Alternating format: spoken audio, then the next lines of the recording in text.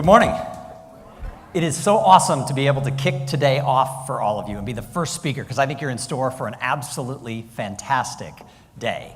And what I want to talk to you about is this whole idea of potential.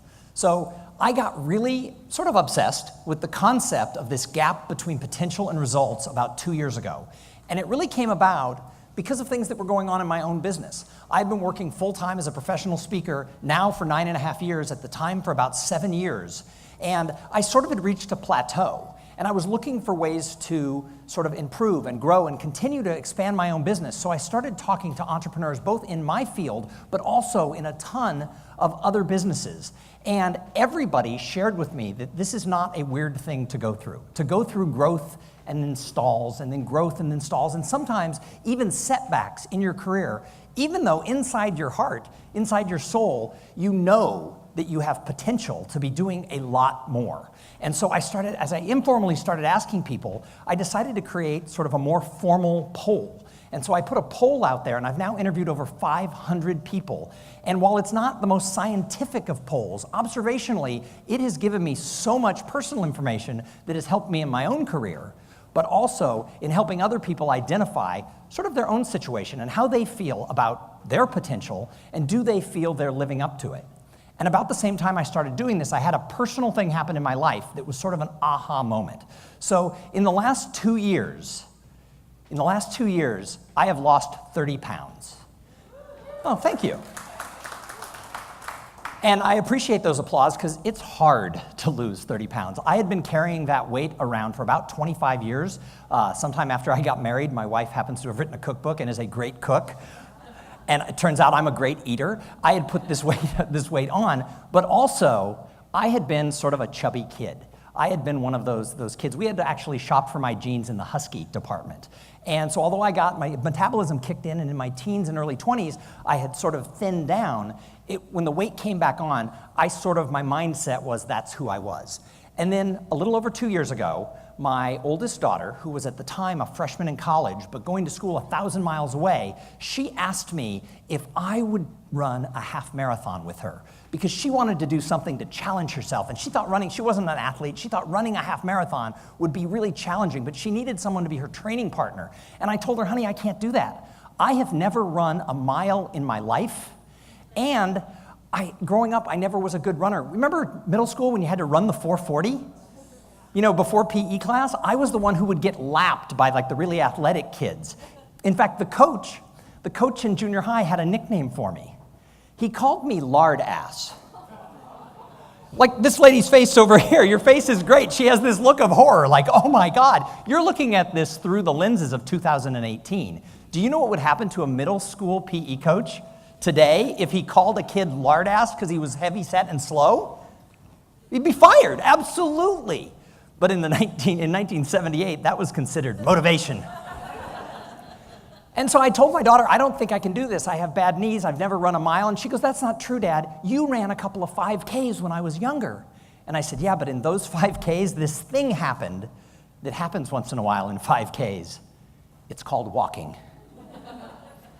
But I love this kid, and I wanted to be supportive. And so secretly, she had told me that if you could run 2 miles comfortably, you can train to run a marathon. They have like training programs where you do 2 miles, then 3, then 4, then 5. And over a 4-month, 5-month period, you can get up to run a whole marathon. And she said, Dad, I only want you to run a half marathon.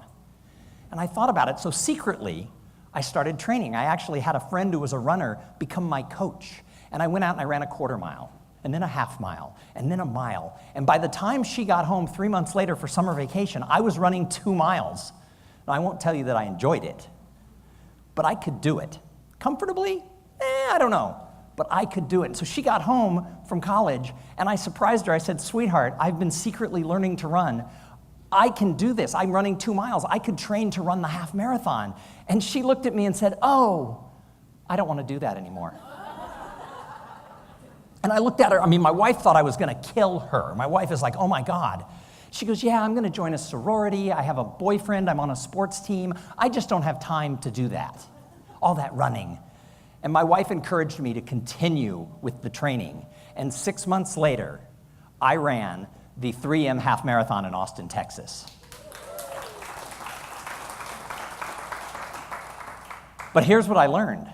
Apparently, I had always had the potential to run a half marathon. And in the course of that training, I lost 30 pounds. Apparently, I always had the potential to get my weight under control and to say no to cake 3 times a day. However, I didn't believe that. I was stuck in my mind that I was that lard-ass kid.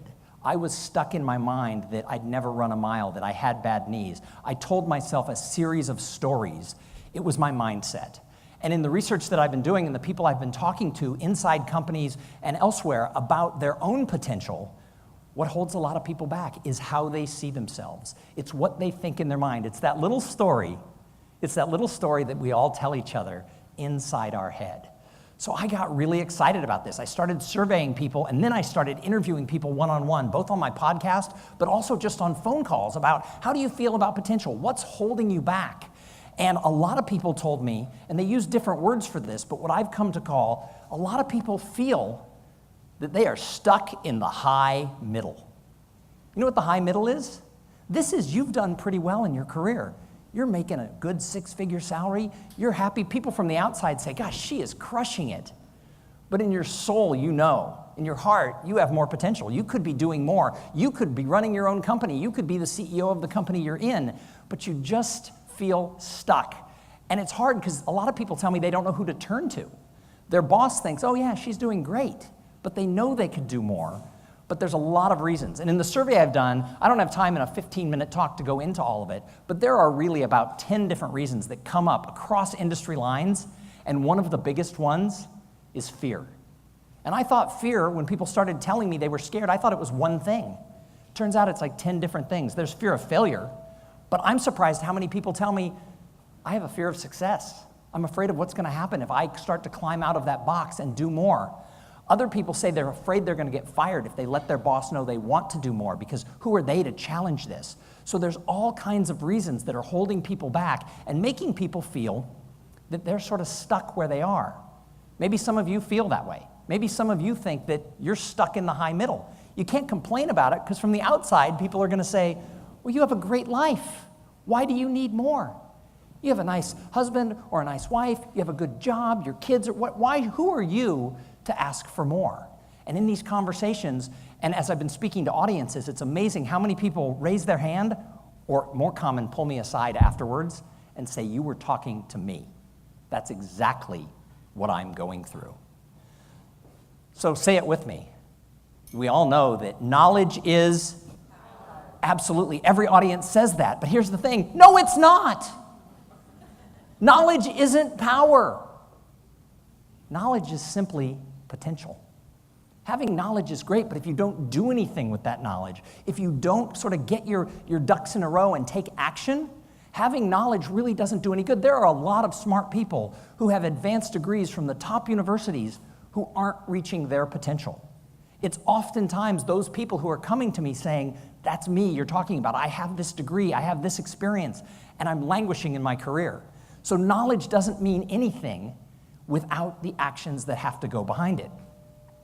But just identifying potential really isn't all that great either. It doesn't solve all the problems. In fact, for years, almost 30 years now, major corporations across the country have been identifying their employees who have high potential. They actually call these HiPo programs for the high potential. And they'll cite sometimes it's younger employees, sometimes it's across the board, and they'll put them into special programs, and they'll send them off once a month to special classes where they'll bring in speakers who will talk to them about cultivating that potential they have. But Harvard went back and actually looked at these programs of 30 years in Fortune 1000 companies, and they found something out that was very interesting. The people who went through the high potential programs were not necessarily the people who were leading the company. And you know why? There were lots of reasons, but the biggest reason is when you tell people, oh, you've got high potential, do you know what happens to a lot of them? They believe you. They believe you that, yeah, I do have high potential. I'm pretty cool. I'm so cool. Why am I working at this company? And they go and shop themselves around. So for years, companies have been training up their highest potential employees to go work for their competitors. But not everybody. They also went and looked at the people who stayed, and a lot of them got to that high middle, and their careers stalled out.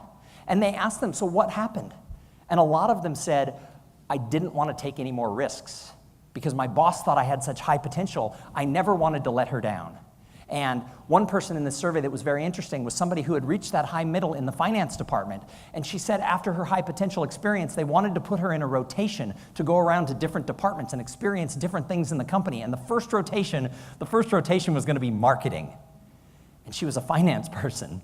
And she said, marketing, that's like the black arts. How do you do marketing?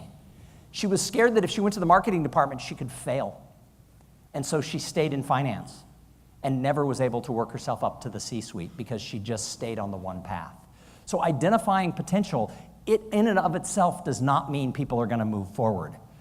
So I've surveyed now over 500 people. I'd love it if you would take the time to go to potentialquiz.com and just answer the questions. Maybe if you have a few friends, because I'm trying to get this survey up to well over 1,500 people because the information that's coming back is so fascinating on what's holding people back, but also what can people do to advance their way out of that gap that exists from potential to results.